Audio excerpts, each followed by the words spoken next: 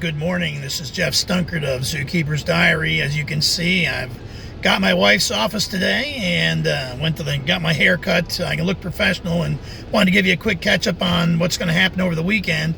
I will be at the NHRA Supergrip Thunder Valley Nationals at Bristol Dragway. I will be working with Brad Connor of Corner Classic Car Hunter. He's been helping me with my YouTube channel, as well as with Bobby Bennett and the Competition Plus crew this weekend.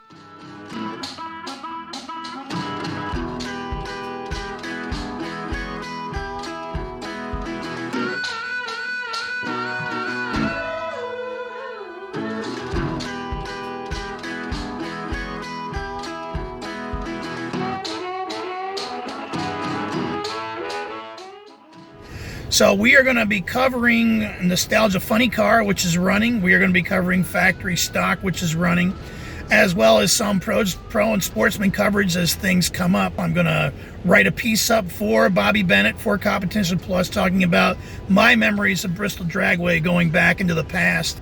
As you know, I've got a lot of history at Bristol Dragway. As I noted in the video I posted a week ago, I worked there for 2 years during the mid-90s when I was part of the NHRA Drag Review editorial team, and the offices were right there where the racetrack is at.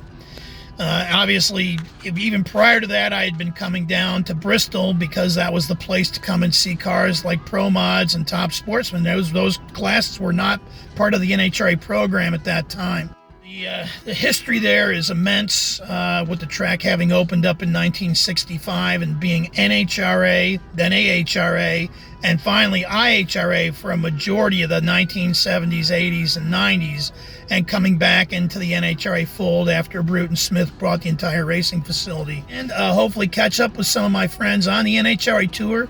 As I noted, I made no NHRA events last year, which is why I went through Bobby for my credentials with Competition Plus this weekend. With Mopar Action now gone, I don't have a regular editorial outlet for the material I generate. And so I am very much looking forward to being up on the mountain and hearing the echo.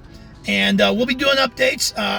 I don't know how well it will work to send things out live, but certainly on Friday night, Brad Connor and I will both be posting material to YouTube from the things we've seen over the course of the day. And so we're looking forward to it. And again, this is Jeff Stunkard for Zookeeper's Diary. Thanks again for your time, and we'll be back.